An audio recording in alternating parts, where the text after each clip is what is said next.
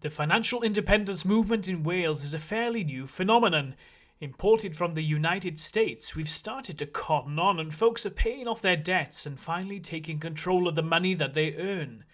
Hearing those inspiring stories of retiring as early as 30 was enough to make you U-turn and tune into this video about being Welsh and understanding money. In this video, we'll look at the ways in which Welsh culture can help you get comfy in retirement and start to shift that money mindset. On the internet, we know that the algorithm needs an occasional cwtch and a gentle thump.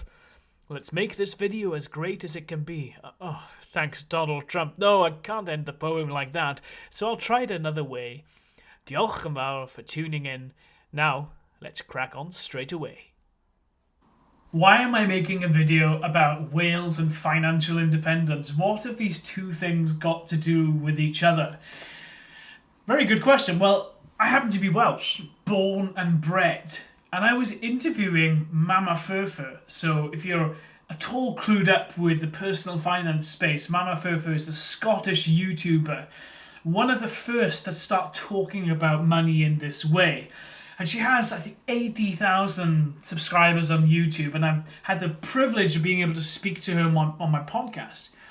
And she mentioned that we need to be hearing lots of different diverse voices in the personal finance community so that we can reach as many people as possible. So this is the question that I have. Does coming from Wales and having Welsh heritage help me at all in my journey towards financial freedom? Well, the point that we can't gloss over at all is Wales is known as the land of song, producing singers like Tom Jones and Shirley Bassey, and many, many more. Bryn Terfel on the operatic stage, for example.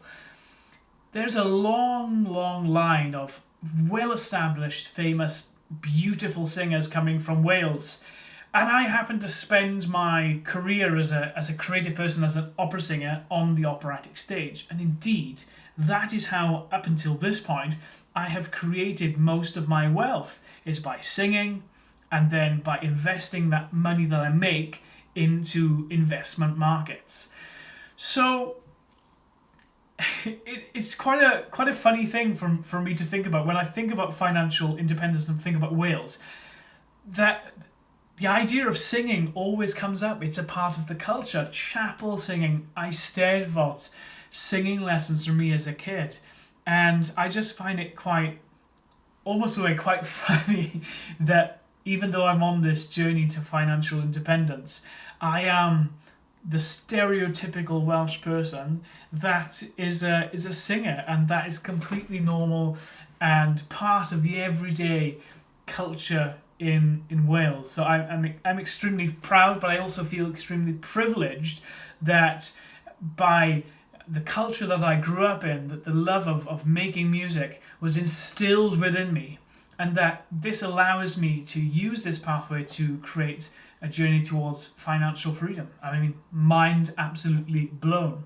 So when you grow up in South Wales, inevitably you're thinking about the steelworks and also the historical coal mines. So there's that fantastic work ethic that you know that people went down to the mines or they clocked into the steelworks. And there's that sense of the steady job that people would clock in. And the whole community was built around the steelworks or around these traditional jobs. So I don't think that I can move away from that at all. That's part of my culture, part of my heritage. But I've been reading the last few weeks this book that's been on my to-read list for a long time, and it's called Rich Dad, Poor Dad, a very famous personal finance book. Often when I think about holidays or slightly extravagant purchases, in my mind I have a dialogue with myself and I say, I can't afford it. And the book deals with this very question. He said you should stop saying this word, this sentence, I can't afford it. You should start saying, how can I afford it? And one of the things that I'm starting to wonder as I get older is I think that sense of work ethic, duty, clocking in, clocking out, going to your job every day and just getting it done is fantastic. But from this book, I'm starting to wonder whether I've had this poor man's mentality. They're saying, I can't afford it, I can't do it, I can't, I need to save, save, save. And whether I should be thinking slightly more of how can I afford these things? What can I do to move towards my next goal? And so when I'm thinking about my own childhood, there's a real mix of cultures there. There were certainly some circumstances where I was a child, I was an entrepreneur, I was singing at weddings, creating posters, cleaning people's cars, carol singing, whatever I could do to make that little bit extra side hustle income. Is that something that resonates with you? I don't know. I mean, everyone else's childhood circumstances are different. The question that I'm faced with now, as a Welshman striving for that financial independence, is how can I maximise my opportunities? One of the things that I've experienced and reflected on about Welsh culture and money is the ability to laugh at ourselves and joke about certain financial situations. So, if I've bought a t-shirt from Primark and someone compliments me, first thing I'll say, oh, only cost £5 or only cost £10. So we're able to joke at our own expense. But I think when it comes down to the nitty-gritty of actually speaking about matters of debt, or what is really important in life, matters of pension and saving for retirement, that there are very few conversations happening around this topic.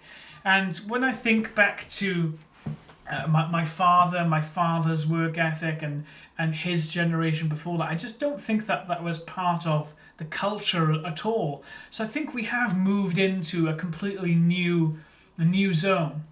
We're moving away from that structured one job that you have for your entire career, and we've just transported it into the portfolio career where lots of people are doing lots of different types of jobs. And whilst that is absolutely fantastic, it's going to start to present some very interesting financial questions and financial challenges.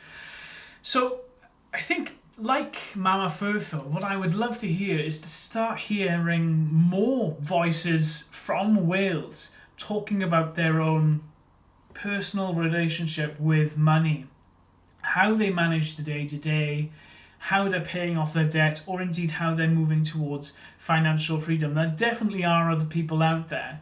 So let's take today, for example, is Prime Day with Amazon. It's not something that I've ever heard before. I think it's one of these invented days from Amazon where they discount things, they're getting people to buy. And are you perhaps a little bit guilty of doing that? Would you buy anything on Amazon Day or a Black Friday? Are you falling into consumeristic behaviours and actually not thinking about your own financial future? I've been guilty of that in my previous financial life.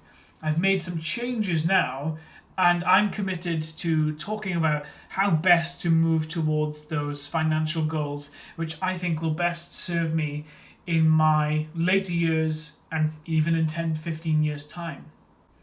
Contrary to the idea from the Rich Dad Poor Dad book of the I can't afford it mentality, I think is the generosity of the Welsh spirit, and we should be using this generosity of spirit, of friendliness and openness, and bringing that into our financial lives as well. So making sure that we are reaching out, we're helping people, we're being there, not only in a way that is friendly and open, but with our wallet as well. And that's a massive challenge to me.